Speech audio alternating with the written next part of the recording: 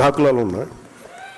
అలాగే కొరికాన రవికుమార్ గారు పాపం ముందు నుంచి కూడా ఆయన బయటికి రాలేదు, కానీ ఇప్పుడు చాలా సంవత్సరాలు ఆయన ముందస్తుగా వచ్చి అలాంటి వ్యక్తికి శ్రీకాకుళం అర్బన్ డెవలప్మెంట్ అథారిటీ చైర్మన్గా వారిని సిఫార్సు చేయడం జరిగింది. ఈరోజు ఈ కార్యక్రమానికి పదవి బాధ్యత అనేది ఎందుకు పెట్టాలి, ఏ పేరు పెట్టాలనుకున్నప్పుడు నేనే సజెస్ట్ చేశాను, పదవి బాధ్యత అని పెడదామని.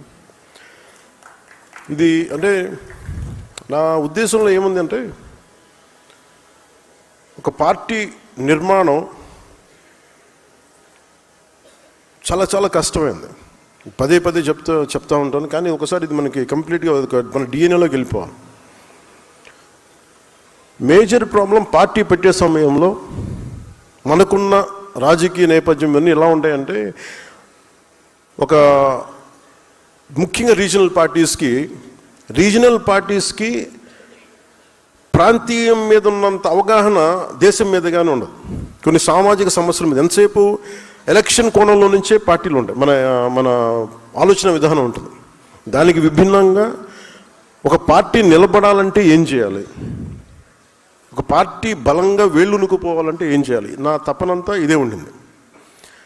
నేను ఆల్మోస్ట్ ఒక 23-24 నుంచి నేను పడ్డ తపన, కొన్ని అనుభవాలు అన్నీ కలిసి ఈ రోజున ఇన్ని దాదాపు 4,000 మంది ఈ రోజున పదవులు వచ్చినాయి.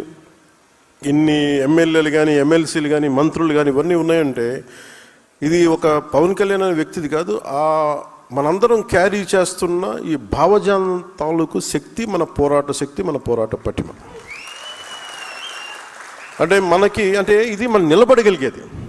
ఒక పార్టీని ఎలా ఒక వ్యక్తిని మనం ఎలా అంచనా వేస్తాం, గెలిచినప్పుడు సుఖాల్లో వాడిని అంచనా వేయలేవు ఎవరిని కూడా. గెలుపు ఓటమిల్లో వీళ్ళు ఎలా నిలబడతారన్న దాని మీదే జీవితం ఉంటుంది. అలాగే మనం ఓడిపోయినప్పుడు నిలబడ్డాము, మీరందరూ ఓడిపోయినప్పుడు నిలబడ్డారు, అందువల్ల ఈ రోజున పదవులు అన్నారు. అంటే మనకి ఎలా ఉంటుందంటే, ఉదాహరణకి చాలా రీజనల్ పార్టీస్కి జాతీయ దృక్పథం ఉండదు. మనందరం పోరాటాలు చేసేదాన్ని పదవి బాధ్యత అని ఎందుకు మాట్లాడుతున్నానంటే, మనందరం వీఆర్ బౌండెడ్ టు కాన్స్టిట్యూషన్.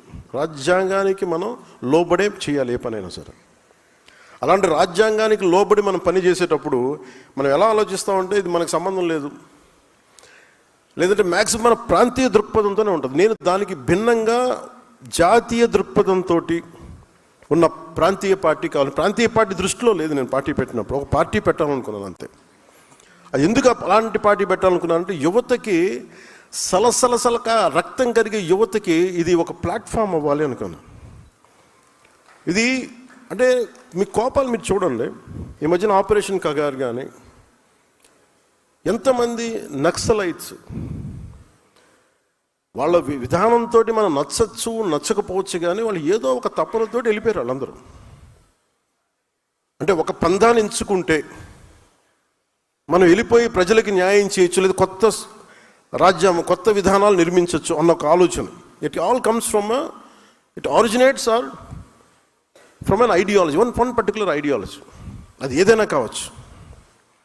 అలాంటిది వాళ్ళు యువత వెళ్ళిపోయి 70s కావచ్చు, 80s కావచ్చు, లేట్ 80s కావచ్చు, వాళ్ళందరికీ ఇప్పుడు 50 ఏళ్ళు వచ్చేసి పోరాటం ఓడిపోయి న్యాయం చేయలేక అటు ఇటు పడిపోయి ఎంతమందో చనిపోయి ఇలా కకావికలం అయిపోయింది. ఈ ప్రాసెస్లో పట్టు విడవకుండా నలిగిపోయి చనిపోయారు అందరూ. అంటే మీకు ఎందుకు చెప్తున్నాను ఇదంటే, if you don't have an ideological framework, ఒక ideological framework that to with in the norms of constitution, ఒక బ్యాలెన్స్డ్ ఐడియాలజీ లేకపోతే ఏం జరుగుద్ది అని అనడానికి మనకు అనేక దాఖలాలు ఉన్నాయి. మీరు ప్రాంతీయతత్వం తీసుకోండి, దానికి ఒక టైం లైన్ ఉంటుంది. కేవలం 2-3 కులాలే కావాలి అని చెప్పండి, దానికి ఒక టైం లైన్ ఉంటుంది. దాని తర్వాత అవి పడిపోతాయి. తీసేమన్నా అవసరం దూరం పెట్టమన్నా.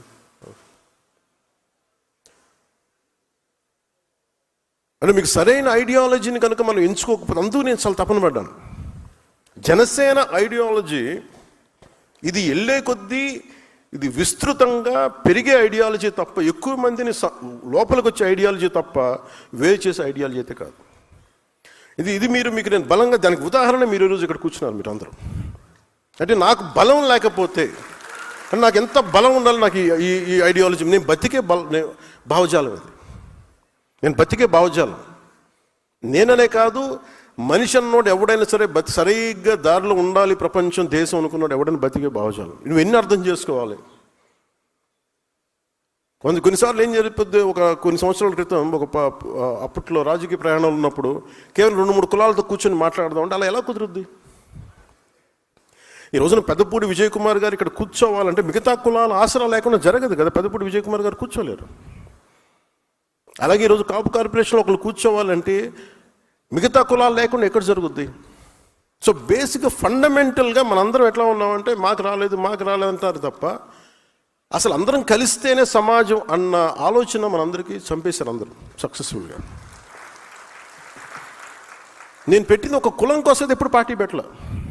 ఒకసారి చాలా ఇబ్బందిగా ఉంటుంది నాకు, కులానికి పరిమితం చేస్తుంటే అరే నేను ఇంత విస్తృతంగా ఒక యూనివర్సల్ థాట్ తోటి నేను వస్తున్నప్పుడు నన్ను కూర్చోబెట్టి అది ఒక స్ట్రాటజీ. అది confining any individual to particular ideology, region, religion is a clear cut strategy to confine.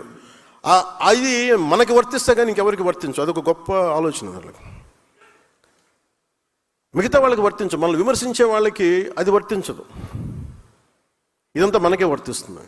So అందుకు నేను చాలా ప్రత్యేకించి, నేను చాలా ఆలోచించి, చాలా సోషల్ ఐడియాస్, ఫిలాసఫీస్ చదివి, చాలామంది నిపుణులతో చర్చించి, దీన్ని చాలా సింపుల్ అంటే మనం కూర్చోబెట్టి ఊకదంపుడు ఉపన్యాసాలాగా ఇంత పెద్ద చెప్పకుండా, ఇంత పెద్ద పెద్ద పుస్తకాలు లేకుండా చాలా అంటే ఒక వాక్యం రాస్తే అది భావగర్భితమై ఉండాలి. ఒక ఐడియాలజీని మీరు ప్రపోజ్ చేస్తే భావగర్భితమై ఉండాలి. అందుకని ఈ 7 సూత్రాలతోటి అంత భావగర్భితంతో చేసాం. దాన్ని మీరు వెతికితే వాల్యూమ్స్ రాయొచ్చు ఒక్కొక్క దాని మీద ఉదాహరణలతోటి.